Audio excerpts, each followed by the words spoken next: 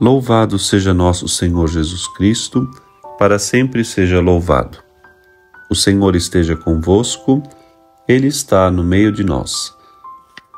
Proclamação do Evangelho de Jesus Cristo segundo João. Glória a vós, Senhor.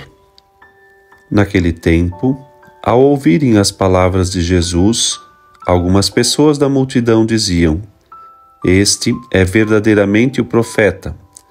Outros diziam: Ele é o Messias. Mas alguns objetavam: Porventura o Messias virá da Galileia? Não diz a Escritura que o Messias será da descendência de Davi e virá de Belém, povoado de onde era Davi?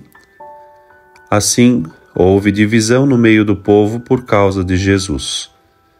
Alguns queriam prendê-lo, mas ninguém pôs as mãos nele. Então os guardas do templo voltaram para os sumos sacerdotes e os fariseus, e estes lhes perguntaram: Por que não os trouxestes?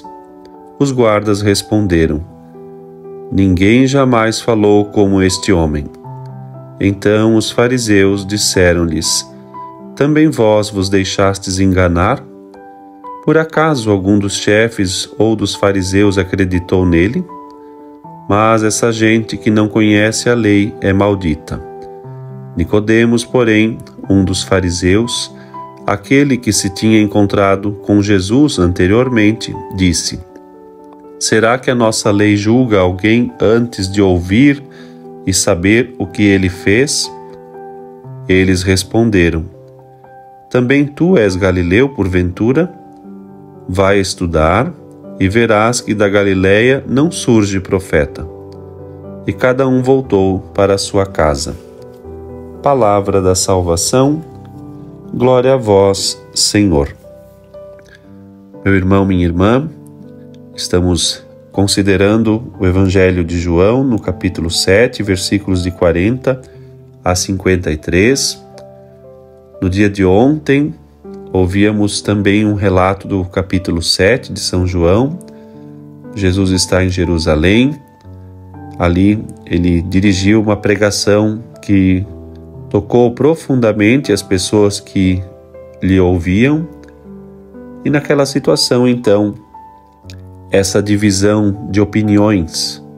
De um lado, quem os quer perseguir, e de outro lado, os que, admirados, permanecem com Cristo e, mais ainda, começam a deixar muito evidente que, de fato, encontraram eis o Messias.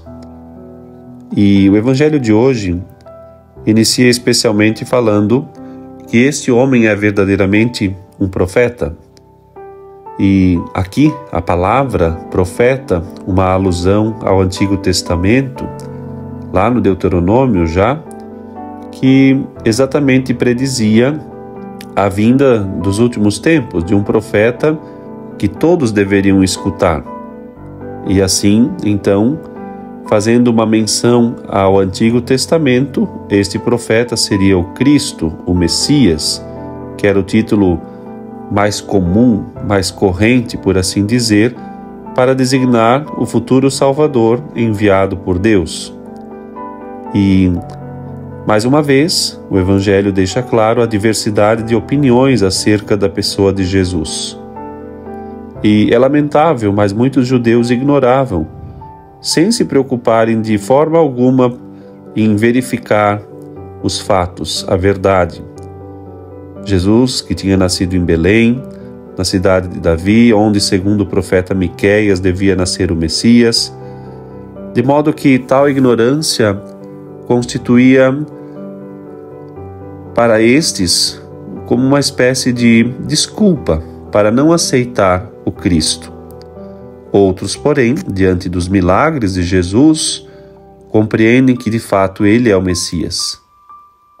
Também ao longo da nossa história, há diversas opiniões acerca de Jesus.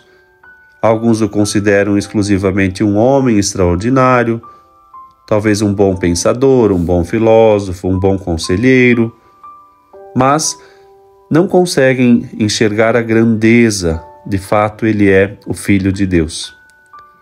E aqui, a verdade vai abrindo um caminho simples para os mais simples e mais elevados dentro de Jerusalém, desde os ouvintes até os membros do sinédrio, os servidores do templo, os soldados. E isso choca profundamente um grupo, ou pelo menos uma parcela do grupo dos fariseus, que não tiram proveito nem contemplando os milagres de Jesus, nem lendo as Escrituras, pelo contrário, ainda questionam os que se voltam para Jesus, dizendo que eram como que adúlteros da lei. E não é de se admirar que estes foram deixados de lado. De outro lado também, é verdade, que é bonito ver que muitos vão se convencendo o Messias chegou, seja por sua presença, seja por seus milagres, seja por sua pregação. Para nós é de suma importância considerar isso, porque afinal, a pergunta que de repente o Evangelho nos leva a rezar é: e quem é Jesus para mim? Como ele tem se revelado na minha vida? E o que tenho feito eu para também corresponder às graças de um Deus Salvador que veio ao meu encontro? Consideremos isso na nossa oração neste dia e peçamos ao Senhor que cada vez mais nos dê a graça de realmente encontrar Cristo, conhecer Cristo, amar Cristo e servir a Cristo. Deus te abençoe com um excelente dia.